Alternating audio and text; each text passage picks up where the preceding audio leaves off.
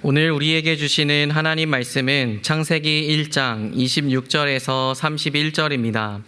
하나님이 이르시되 우리의 형상을 따라 우리의 모양대로 우리가 사람을 만들고 그들로 바다의 물고기와 하늘의 새와 가축과 온 땅과 땅에 기는 모든 것을 다스리게 하자 하시고, 하나님이 자기 형상 곧 하나님의 형상대로 사람을 창조하시되 남자와 여자를 창조하시고, 하나님이 그들에게 복을 주시며 하나님이 그들에게 이르시되 생육하고 번성하여 땅에 충만하라. 땅을 정복하라. 바다의 물고기와 하늘의 새와 땅에 움직이는 모든 생물을 다스리라 하시니라. 하나님이 이르시되 내가 온 지면에 씨 맺는 모든 채소와 씨 가진 열매 맺는 모든 나무를 너희에게 주노니 너희의 먹을거리가 되리라. 또 땅의 모든 짐승과 하늘의 모든 새와 생명이 있어 땅에 기는 모든 것에게는 내가 모든 푸른 풀을 먹을거리로 주노라 하시니 그대로 되니라. 하나님이 지으신 그 모든 것을 보시니 보시기에 심히 좋았더라. 저녁이 되고 아침이 되니 이는 여섯째 날이니라. 아멘. 우리의 자존감은 때론 롤러코스터와 같을 때가 있습니다. 외모에 민감하신 분은 옷을 입고 외출을 했다가 나와 똑같은 옷을 입은 분을 마주했을 때 그분이 나보다 더 잘 어울리는 것 같이 느끼면 자존감이 뚝 떨어지기도 합니다. 또한 자존감은 나 스스로뿐만이 아닌 타인과의 비교를 통해서도 쉽게 흔들리기도 합니다. 현대인은 SNS와 같은 인터넷 온라인 공간을 통해 타인의 아름답고 행복한 때의 모습을 많이 접하게 됩니다. 누군가는 SNS에 한우 오마카세를 먹고 해외여행을 떠나며 공항 사진을 올려놓았는데, 누군가는 어질러진 집에서 라면을 혼자 끓여 먹으며 우울감을 느끼기도 합니다. 이렇게 자존감이 낮아진 사람들은 세상적인 기준으로 자신보다 상황이 나은 사람들을 부러워하기도 하고 또 닮아가고 싶어 하기도 하며, 반대로 자신보다 상황이 좋지 않다고 생각되는 사람들을 때로는 무시하고 함부로 대하기도 합니다. 이렇게 건강하지 못한 자존감은 자신과 타인을 때론 아프게 만들곤 합니다. 그렇다면 그리스도인의 자존감은 세상 사람들의 자존감과 크게 다르겠습니까? 그렇지 않습니다.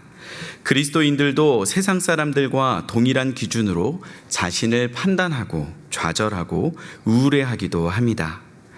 그렇다면 우리의 가치가 우리의 능력과 외모와 소유에 달려 있습니까? 그렇지 않다면 그 이유는 무엇입니까?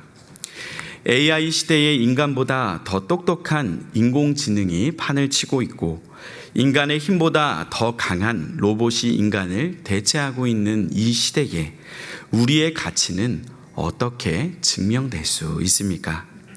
창세기 1장 26절은 이렇게 말씀하고 있습니다. 하나님이 이르시되 우리의 형상을 따라 우리의 모양대로 우리가 사람을 만들고 그들로 바다의 물고기와 하늘의 새와 가축과 온 땅과 땅에 기는 모든 것을 다스리게 하자 하시고, 여기서 형상과 모양은 최렘과 드무트라는 단어인데 유사한 의미를 두 번 사용함으로써 내용을 강조하는 동의대꾸법이 사용되었습니다. 하나님께서 자신을 닮은 존재로 사람을 창조하셨음을 강조하신 것입니다. 하나님께서 인간을 창조하실 때 자신의 형상과 모양대로 지으신 것은 어떤 의미를 가지고 있습니까? 하나님은 자존성, 불변성 같은 우리가 닮을 수 없는 신성을 소유하신 분이십니다. 그러나 하나님의 공유적인 속성은 거룩, 의로움, 공의, 사랑, 지식, 이 모든 속성은 비록 그 분량과 깊이에 있어 하나님의 속성과 비교할 수 없을지라도 우리가 함께 공유할 수 있는 하나님의 성품과 능력입니다. 그래서 하나님께서는 사람을 창조하시며 하나님의 성품과 능력을 우리에게 부분적으로 공유해 주셨습니다. 우리가 존귀한 이유는 바로 하나님의 형상대로 지음을 받은 존재이기 때문입니다. 그러나 인간의 범죄함으로 우리가 가진 많은 하나님의 형상이 훼손되었습니다. 우리는 우리 스스로가 얼마나 무지하고 때로는 정직하지 못한지, 또 얼마나 이기적인 존재이며 탐욕적인 존재인지를 잘 알고 있습니다. 그렇다면 타락한 인간은 하나님의 형상을 훼손했기에 존귀하지 못한 존재가 된 것입니까? 그렇지 않습니다. 일반적인 기준에서 가치란 유용성에 따라 결정이 됩니다. 좋은 대학, 좋은 외모, 능력에 의해 그 사람의 가치가 결정되곤 합니다. 가치가 있기 때문에 사랑을 받는 것입니다. 그러나 그와 정반대의 경우도 있습니다. 사랑이 가치를 창출하는 방식입니다. 전혀 유용성이 없음에도 사랑하기 때문에 가치가 생기는 것입니다. 오래된 아이들의 애착 인형이 바로 그러합니다. 새 인형을 아무리 사주어도 아이들은 어린 시절부터 자기와 잠자리를 함께 했던 그 애착 인형을 버리지 못합니다. 그리고 우리가 하나님께 바로 그러합니다. 사랑하기 때문에 가치가 생기고 사랑하기 때문에 대체가 불가해집니다. 그것이 우리의 가치입니다. 조금이나마 이 땅에서 그것을 이해하려면 부모와 자식 간의 관계를 생각하시면 됩니다. 옆집 아들과 딸이 객관적으로 보았을 때 우리 아들, 딸보다 더 잘나고 멋진 아들, 딸일 수 있습니다. 하루는 기회가 와서 옆집에서 제안이 들어왔습니다. 우리 아들, 딸과 당신네 아들, 딸을 바꾸어 보면 어떻소? 라는 제안이 오면 여기 계신 많은 교우님들 이때가 기회다라고 보란듯이 바꾸시겠습니까? 아마 그럴 분은 단 한 분도 없으실 것입니다. 오히려 역제안을 해서 사돈을 맺자고 할지언정 바꾸자고 한다고 바꿀 분은 없을 것입니다. 왜 그렇습니까? 자녀가 때로는 없는 게 나을 정도로 속을 썩일 때도 있고, 때로는 내 도움이 없이는 살아갈 수 없을 것 같은 어려운 상황에 처하게 된다 할지라도 왜 우리가 이 자녀를 호적에서 파지 않습니까? 나를 닮은 내 자녀이기 때문입니다. 잘날 때에도 못날 때에도 내가 낳은 내 자식이기에, 그래서 사랑하기에, 대체를 할 수 없기에 그 사랑이 가치를 만들어내는 것입니다. 우리가 때론 하나님의 형상을 온전히 반영하지 못할 때에도, 때로는 하나님의 속을 썩일 때가 있을 때에도, 신앙적인 사춘기가 찾아와서 예배도 잘 드리지 않는 상황에 처하더라도 여전히 하나님은 우리를 사랑하십니다. 하나님께서 우리를 얼마나 사랑하시냐면 바로 자신의 아들 예수님을 우리를 위하여 십자가에 내어주실 정도로 사랑하십니다. 저는 부모가 되기 전에 이 사랑의 깊이를 이해하지 못했습니다. 물론 삼위일체 하나님이시지만 왜 성부 하나님께서 십자가에 달리시지 않으시고 성자 예수님께서 십자가에 달리셨을까라는 질문이 있었던 적이 있습니다. 그러나 자녀를 낳고 기르면서 제가 누군가를 위해 대신 죽어야 하는 상황을 상상하는 것은 힘들지만 그렇게 어렵지 않았습니다. 그러나 지금까지도 누군가를 위해 내 자녀가 그 상황을 죽음으로 대체해야 되는 상황은 상상조차 하기 쉽지 않았습니다. 그런데 하나님은 우리를 위해 그것을 상상이 아닌 실제로 옮기신 것입니다. 이것이 바로 십자가 사건입니다. 우리는 하나님께서 그 아들을 대신하여 구원하실 정도로 소중한 존재입니다. 그래서 우리의 가치는 십자가 앞에서 증명이 됩니다. 세상은 여전히 우리의 능력과 소유를 통해 우리의 가치를 판단할지라도 그것이 우리의 자존감의 뿌리가 되어서는 안 됩니다. 내가 때로는 무직이라 할지라도, 승진에 매번 실패하더라도, 남들보다 외모가 부족하더라도, 소유가 많지 않아도, 나이가 많아지며 아픈 곳이 늘어나더라도 여전히 우리는 대체 불가한 하나님의 자녀입니다.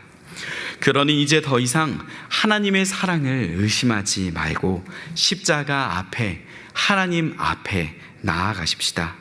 그러면 하나님의 풍성하신 사랑을 깨닫게 되며 시편 8편의 다윗의 고백처럼 우리도 이 고백을 올려드릴 수 있을 것입니다. 사람이 무엇이기에 주께서 그를 생각하시며 인자가 무엇이기에 주께서 그를 돌보시나이까. 또한 나 자신뿐만이 아닌 같은 교회 안에 불러주신 옆자리에 앉은 교우님도 동일하게 하나님의 사랑과 하나님의 형상을 닮은 존재임을 잊지 아니하고 서로 사랑하며 존중하는 것이 아버지 하나님의 뜻입니다. 그렇다면 하나님께서는 왜 우리를 자신의 형상을 따라 창조하셨습니까? 다시 오늘 본문 26절을 보시면 하나님이 이르시되 우리의 형상을 따라 우리의 모양대로 우리가 사람을 만들고 그들로 바다의 물고기와 하늘의 새와 가축과 온 땅과 땅에 기는 모든 것을 다스리게 하자 하시고, 여기서 다스림은 지배하다라는 의미입니다. 하나님께서 우주 만물을 창조하시고 다스리시되 우리 인간들에게 삶의 터전의 모든 피조물들에 대한 다스림의 권한을 위임하신 것입니다. 이것은 바로 청지기의 삶을 의미합니다. 하나님께서 천지 만물을 창조하시되 자신의 형상을 닮은 존재로 하나님의 성품과 능력을 사람들에게 부여하심으로 만물을 돌보고 다스리고 하나님의 창조를 이어서 더욱 아름다운 세상을 만들어 가도록 우리에게 청지기 직분을 맡겨주신 것입니다. 청지기의 사전적인 의미는 남의 것을 대신 맡아 지키고 관리하는 사람입니다. 주인과의 다른 점이 바로 이 부분입니다. 자신의 것이 아닌 남의 것을 대신 맡아 지키고 관리하는 사람이 바로 청지기입니다. 그런데 인류의 비극은 타락 이후에 하나님의 주권을 잃어버린 채 자신이 주인인 줄 알며 모든 소유의 권한까지도 자신의 것으로 착각하며 시작되었습니다. 이것은 창조 세계의 고통을 가중하였고 생명 경시와 환경 오염의 문제들을 야기시켰습니다. 더 나아가 인간이 인간을 수단화하며 인간 본연의 가치까지 무너뜨리고 있습니다. 역사상 많은 제도와 시스템을 통하여 이를 바로잡으려 하지만 인간 본성의 이기심과 자신의 주인됨을 내려놓지 않고서는 그 어떤 제도와 사상으로도 이 문제를 근본적으로 해결할 수 없음을 우리는 역사를 통해 배웠습니다. 하나님의 주권 아래 자신의 왕관을 내려놓는 건강한 청지기만이 이 땅을 바르게 회복시킬 수 있습니다. 그렇다면 우리가 살아가는 자본주의 사회에서 청지기는 어떤 모습이어야 합니까? 우리의 사적 재산권을 법적으로 보호받더라도 그것을 근본적으로 주신 분이 하나님이심을 기억해야 합니다. 그러나 자본주의 사회에서 많은 사람들은 하나님이 아닌 경제적 자유를 통해 자신의 인생을 구원받고자 합니다. 원하는 돈을 모으고 근로소득이 아닌 자본소득으로 평생을 생활할 수 있고 심지어 나의 삶뿐만이 아니라 내 자손의 자손까지 살아갈 수 있는 경제적 토대를 마련하면 자신의 인생에 참 자유가 찾아올 것이라 생각합니다. 그러나 우리의 인생은 그렇게 단순하지 않습니다. 재정 상태가 풍부하다 하더라도 인생에는 건강, 관계, 고통의 문제, 노화, 불의의 사고 등 너무나 많은 변수가 있을 뿐 아니라 언제 다가올지 모르는 죽음 앞에서 우리가 가진 모든 소유는 우리를 자유케 할 수도 우리를 구원할 수도 없음을 우리는 반드시 깨닫게 되는 순간이 찾아오게 됩니다. 그래서 우리는 재물을 주인 삼지 않고 하나님을 주인 삼은 선한 청지기가 되어야 합니다. 성경에 나온 가장 이해하기 어려운 비유 중 하나는 누가복음 16장에 나온 불의한 청지기의 비유입니다. 이것이 이해하기 어려운 이유는 내용이 어렵기 때문이 아니라 불의한 청지기를 두둔하시는 것 같이 보이는 예수님의 관점이 이해하기 어렵기 때문입니다. 먼저 이 비유를 간단히 설명드리겠습니다. 한 주인이 있었습니다. 이 주인은 매우 부유한 사람이었습니다. 그의 재산을 관리할 수 있도록 청지기를 고용했습니다. 그런데 하루는 이 청지기가 주인의 소유를 낭비한다는 소문이 들리기 시작했습니다.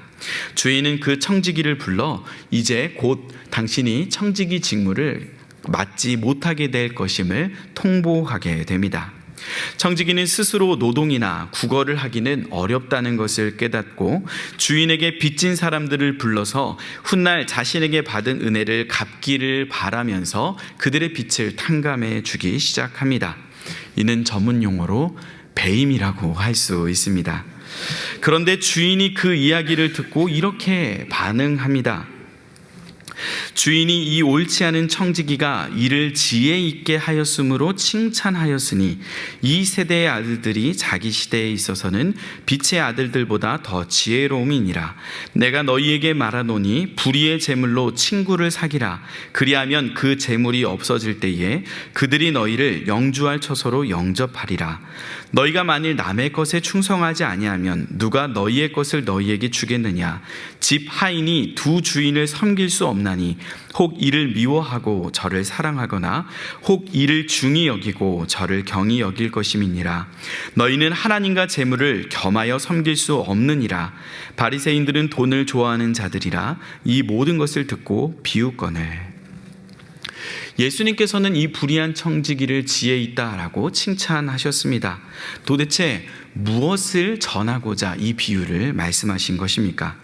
타인의 재산으로 배임을 통해 살 길을 마련한 행위는 아무리 동정적인 시선으로 낮은 도덕적 기준으로 살펴보더라도 비난받을 행위가 명백합니다. 이 비유는 이야기 속 주인을 사람이 아닌 하나님으로 볼 때에야 이해가 갑니다. 하나님께서는 이미 우리 모두에게 자신의 소유를 각자의 분량에 맞도록 맡겨주셨습니다. 그러나 타락하여 이기적이고 탐욕적인 인간은 하나님의 소유를 마치 자신의 것으로 착각하며 자신이 원하는 대로 낭비하며 살아가기가 쉽습니다. 주인이 청지기에게 청지기의 직분을 빼앗으신다는 것은 때로는 우리의 인생에서 소유를 잃어버리게 되거나 최종적으로 죽음을 통해 우리는 가지고 있는 모든 소유를 내려놓을 때가 필연적으로 찾아온다라는 것을 의미할 수 있습니다. 그런데 한 청지기가 자신의 욕심대로 주인의 재산을 마구 낭비하며 살다가 문득 자신의 마지막 때가 가까워 오는 것을 깨닫고 주인이 자신에게 맡긴 재산을 자신의 욕망을 위해 낭비하는 것이 아니라 타인을 위해 탕감하기 시작했다는 이야기입니다. 곧 생전에 하나님께서 자신에게 주신 물질과 능력을 더 이상 자신의 쾌락만이 아닌 타인을 위해 나누고 사용하기 시작한 것입니다. 그리고 이어서 예수님께서는 하나님과 재물을 겸하여 섬길 수 없음을 경고하셨습니다. 바리새인들은 그 말씀을 듣고 돈을 사랑하기에 오히려 비웃었다라고 기록되어 있습니다. 예수님께서는 하나님을 주인으로 삼지 않고 재물을 자신의 삶의 목표와 주인으로 삼은 바리새인들을 향해 너의 마지막 때가 가까이 오기 전에 이것을 낭비하지 말고 주위에 있는 이웃들을 향하여 오히려 베풀고 너희들에게 꾼 자들을 향하여 너그러이 나누라라고 경고하신 것입니다.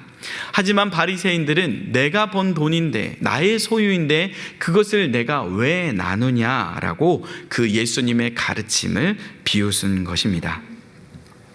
만약 예수님께서 현대인들에게 동일한 말씀을 주실 때에 자본주의 사회에서 물질을 주인 삼은 사람들도 그 말씀을 비웃지 않겠습니까?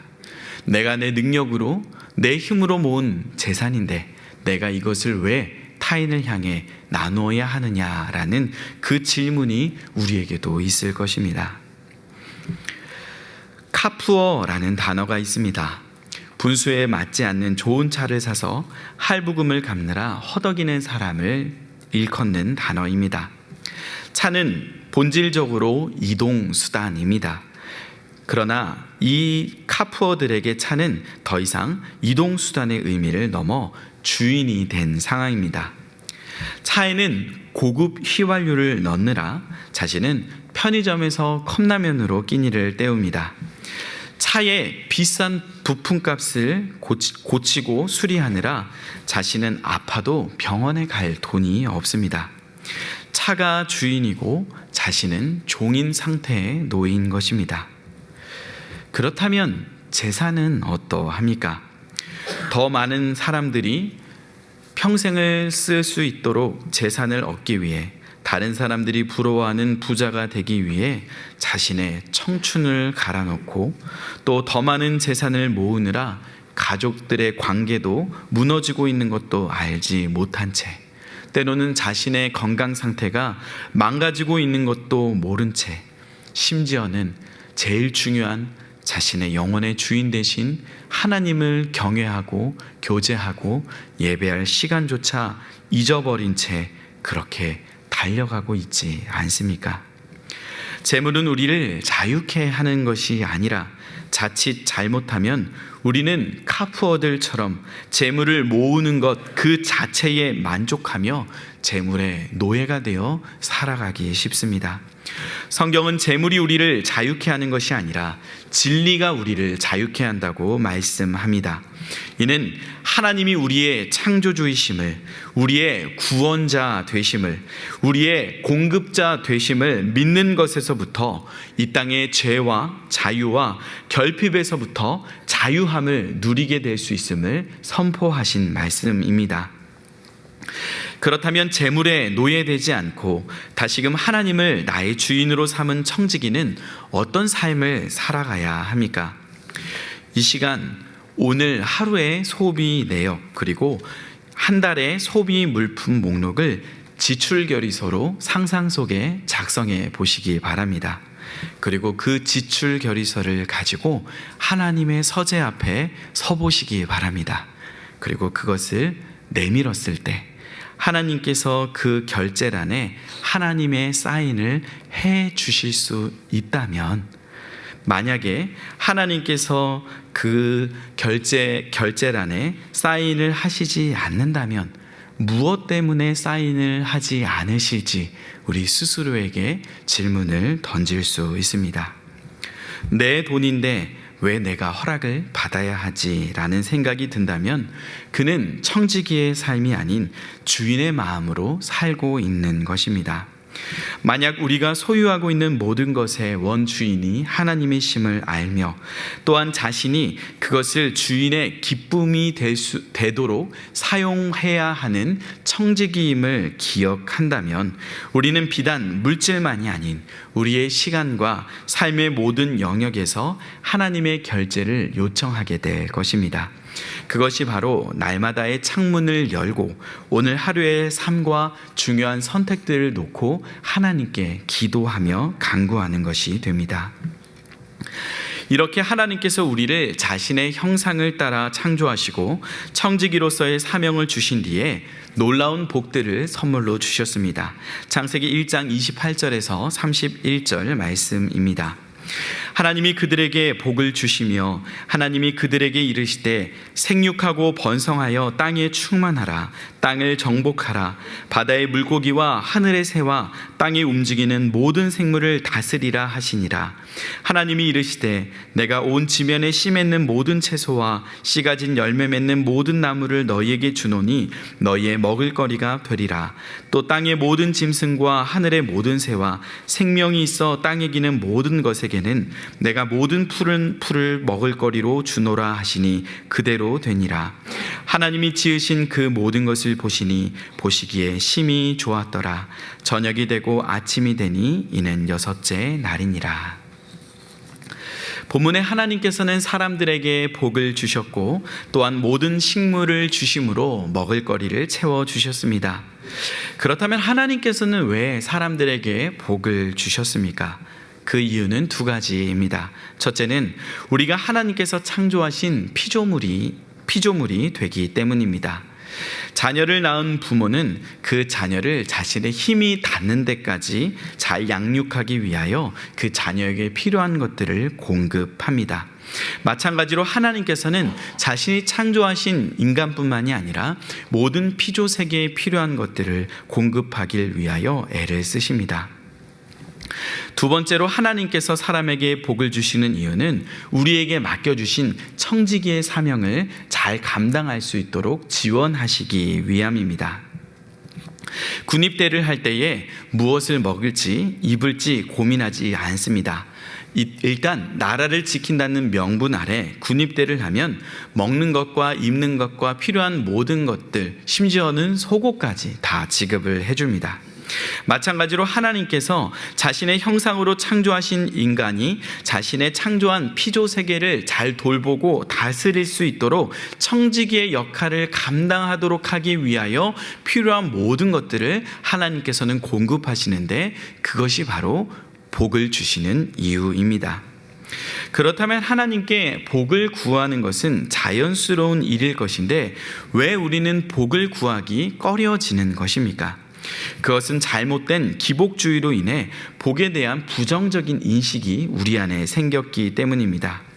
참된 복은 하나님의 나라와 그의 의를 구하면서 하나님께서 필요한 것들을 채워주시고 때로는 간구하여 얻는 것이 참된 복임에도 불구하고, 많은 기복주의에 치우친 사람들은 하나님이 목적이 아닌 자신의 탐심을 위하여 하나님을 수단화하여 세상적인 복을 간구하기 때문입니다. 그러므로 우리가 하나님께 복을 구할 때에 그 복의 내용이 아니라 왜 복을 구하는가, 하나님을 향한 목적이 있는지, 자신의 탐심을 채우기 위함인지를 돌아보는 것이 필요합니다. 오늘 말씀을 들으며 우리는 세 가지를 점검하게 되었습니다. 나의 자존감의 뿌리는 무엇이었는가를 돌아보시면 좋겠습니다. 나는 청지기로 살아가고 있었는지 주인으로 살아가고 있었는지를 돌아보시면 좋겠습니다. 또한 마지막으로 나는 무엇을 위해 복을 추구하며 살아가고 있었는지를 돌아보시면 좋겠습니다. 만약 나의 인생에 나의 자존감이 내 능력과 재산과 외모에 있었다면 그 자존감의 뿌리는 시들어 버릴 순간이 찾아옵니다. 그러므로 우리 인생의 자존감의 뿌리를 하나님께 두며 우리를 자신의 형상으로 창조하사 죽기까지 사랑해 주신 하나님의 사랑에 우리의 자존감의 뿌리를 두시길 소망합니다. 또한 내가 주인 되어 혹은 재물이 우리 인생의 주인이 되어 하나님께서 내게 맡기신 귀한 시간과 재물과 인생의 모든 것을 낭비하며 허비하며 살아가고 있었다면 더 늦기 전에, 우리의 남은 세월이 다하기 전에 하나님 앞에 선한 청지기가 되어 하나님이 기뻐하시는 일들에 하나님께서 주신 것들을 힘써 사용하는 선한 청지기들이 되실 수 있기를 간절히 축원드립니다. 마지막으로 선한 청지기의 삶을 살아갈 때 하나님께서 우리에게 필요하신 것들을 공급하심을 신뢰하며 그 복을 구함이 세상 사람들과 같은 자기 만족과 탐욕과 불안감 때문이 아니라 하나님께서 우리에게 주신 청지기의 사명을 감당하기 위하여 하나님께 복을 구할 수 있기를 간절히 축원드립니다. 아이들을 키우면서 아이들이 그림을 그리다가 갑자기 엉엉 울 때가 있습니다. 가까이 가서 보면 원하는 대로 그림을 그리지 못해서 그림이 엉망진창이 됐을 때 속상해서 우는 모습이었습니다. 그러면 저는 아이에게 가서 새로운 도화지를 주며 이렇게 말합니다. 괜찮아, 다시 그려보렴. 아이는 이내 울음을 다시 그치고 크레파스를 들고 그 새롭게 받아든 도화지에 새롭게 그림을 그리기 시작합니다. 그러면서 아이의 그림 실력이 나날이 좋아지게 됩니다. 오늘 이 자리에 오기까지 우리의 삶의 도화지는 어떠했습니까? 오늘 예배를 드리는 첫 우리의 마음에 혹 무거운 마음을 가지고 오신 분이 계시진 않으셨습니까? 하나님께서는 세상을 창조하시며 천체의 움직임을 통해 인간들에게 연원일시를 선물로 허락해 주셨습니다. 이것은 우리에게 새 도화지를 선물로 주시는 것입니다. 지난 한 주, 오늘까지 우리의 삶의 여정들이 하나님이 보시기에 부끄러운 청지기로 이기적인 욕망과 세속적 가치관에 물든 물감으로 그림을 채워가지 않으셨습니까? 그것이 부끄러워 오늘 예배의 자리에 말씀을 들으며 무거운 마음으로 자리에 앉아 계시지 않으셨습니까? 우리의 삶은 서툰 아이의 그림처럼 하나님의 형상을 닮아 하나님의 뜻을 행하기에는 때로는 부족함이 많을 때가 있습니다. 그러나 그런 우리의 삶을 하나님께서는 나무라지 아니하시고 오늘도 새로운 하루, 한 주의 삶을 우리에게 허락하시며 우리에게 새 도화지를 선물로 주고 계십니다. 오늘 예배 자리에 모인 모든 교우님들이 예배를 마치며 손에 이 도화지 한 장을 붙들고 우리의 삶의 자리에서 하나님이 보시기에 심히 좋으신 아름다운 그림들을 그려 나가실 수 있기를 간절히 축원드립니다. 기도하겠습니다. 하나님 아버지, 완전하신 아버지의 형상을 닮았다고 고백하기에는 너무나 부족한 우리의 모습을 고백합니다. 우리는 우리 자신이 얼마나 이기적이고 탐욕적인 사람인지 너무나 잘 알고 있기에 하나님의 자녀라 부름받는 것이 부끄럽기도 때로는 부담스럽기도 합니다. 그러나 그런 우리의 아버지 되시기를 부끄러워하지 않으시고 예수님의 생명을 주시기까지 우리를 사랑해 주심에 감사드립니다. 천천히 더딜지라도 조금씩 하나님의 형상을 회복할 수 있도록 도와주시옵소서. 다른 무엇보다 먼저 내 인생의 주인이 우리 자신이 아님을 알고 우리의 왕관을 벗어 주님 보좌 앞에 내려놓습니다. 이 시간 후로 세상과 재물의 종노릇하는 어리석은 인생을 벗어나 하나님의 선한 청지기로 살아가게 하여 주시옵소서. 그리하여 재물이 우리를 자유케 하는 것이 아님을 알고 복 주시는 하나님께서 우리의 필요를 채워주심을 신뢰하며 그 안에서 참 자유와 평안을 누리는 복된 인생 살아가게 하여 주시옵소서. 오늘도 우리에게 새 도화지를 선물로 주심에 감사드립니다. 이번 한 주도 아름다운 그림들로 이 도화지를 채워가게 하시고 때로는 서툰 그림 실력에 주저앉아 엉엉 속이 상해 울지라도 포기하지 않고 다시금 하나님의 은혜의 물감으로 우리의 인생 도화지를 날마다 채워갈 수 있도록 인도하여 주시옵소서. 예수님의 이름으로 기도드립니다. 아멘.